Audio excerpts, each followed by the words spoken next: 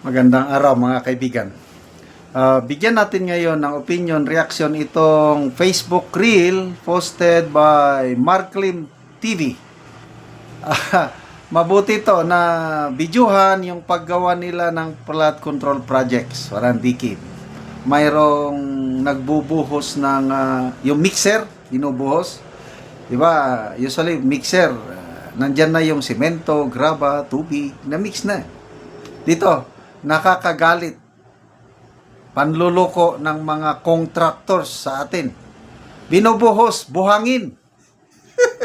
Ito, panoorin natin. Oh.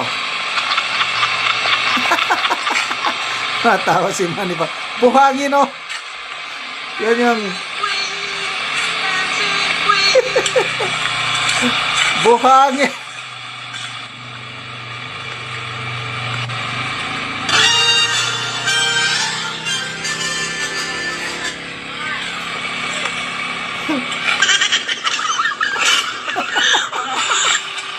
Pero, yan, kinakalat, buhangin.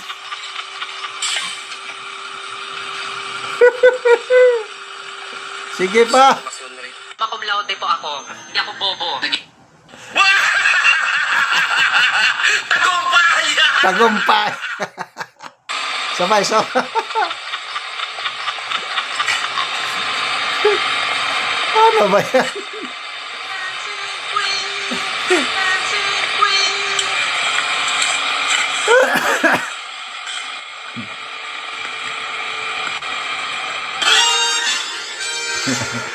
Ito na may music.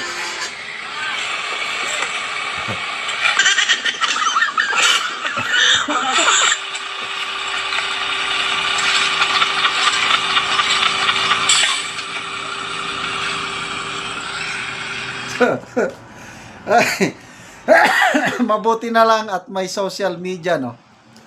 Ang mga netizens sa kanya-kanyang labas ng ebidensya. So, lupa. Ito na yung sinasabi ni Senator Marcoleta sa Blue Ribbon Committee, yung formula how to make money. 85% lupa. Tapos sila yun. Ay 80% lupa. 15% semento. And 5% bakal. Yun na. Pera equals pera. So makita nyo, lupa, ginanon muna, oh. Binuhusan ng buhangin. Buhangin. Mamaya, yun na yung papatungan ng simento na ganyan lang, kanipis.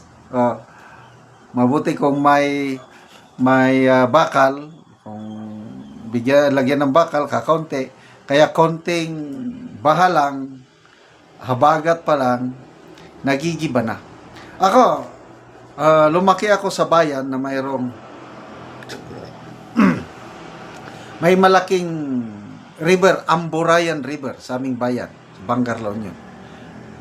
Binabaha kami noon, kaya lang, paminsan-minsan lang, kasi may diki kaming matibay. Ang tibay yung diki. Taon-taon, binabaha kami.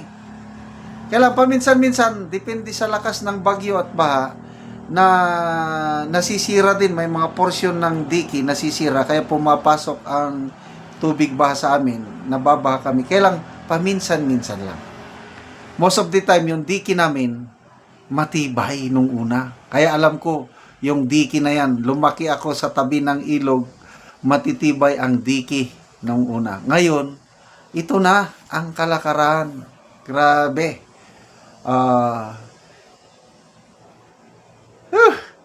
Kaya sabi nga ni Senator Lacson, more than flood control, sabi niya, what the Filipinos need is greed control. Agree ako dun. Nang dahil sa kasakiman ng pera ng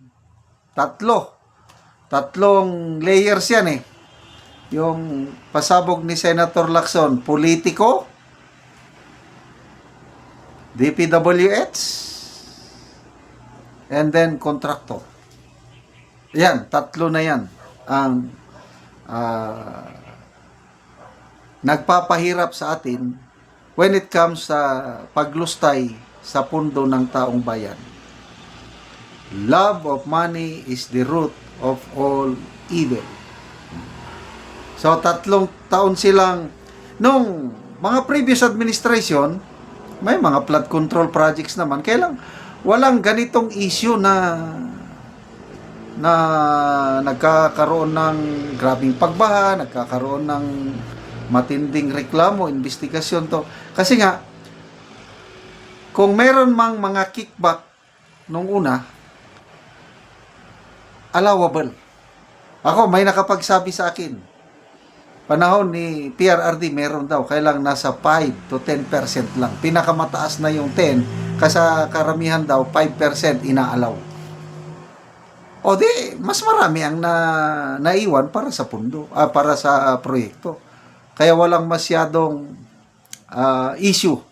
Panahon ng Duterte, even Aquino, or even Macapagal administration, ito ngayon, grabe.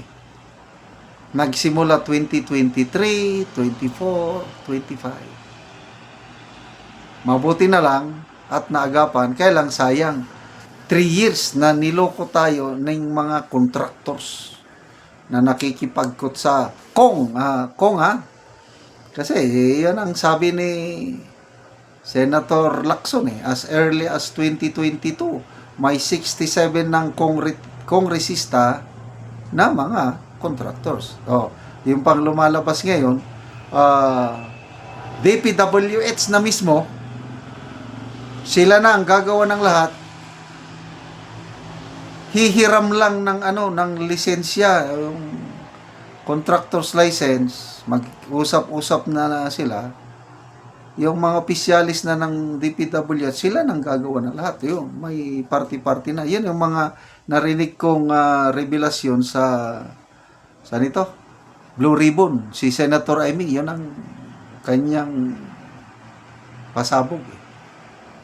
So, salamat naman. At ngayon, nabubuking na sila. Ito na lang. Tapusin ang investigasyon ng Blue Ribbon. Ang Pangulo naman, I believe na may ginagawa siyang hakbang. So, parallel investigation. Makulong ang dapat makulong. Tama na, sobra na panluloko sa taong bayan. Okay, salamat mga kaibigan sa inyong pagsubaybay sa ating channel. Nakakatulong kayo ng malaki sa tribong Talandig ng Bukidnon dahil ang income natin sa channel na ito is pantulong natin sa tribo. Namimigay tayo ng mga libreng yero at pako para makapagpatayo ang tribo ng mas maayos nilang tirahan. Panoorin niyo ang video na ito. Abot na gid ang yero. Ihatag kang anti para nga ma-repair nila ang ilang mga daot na nga balay.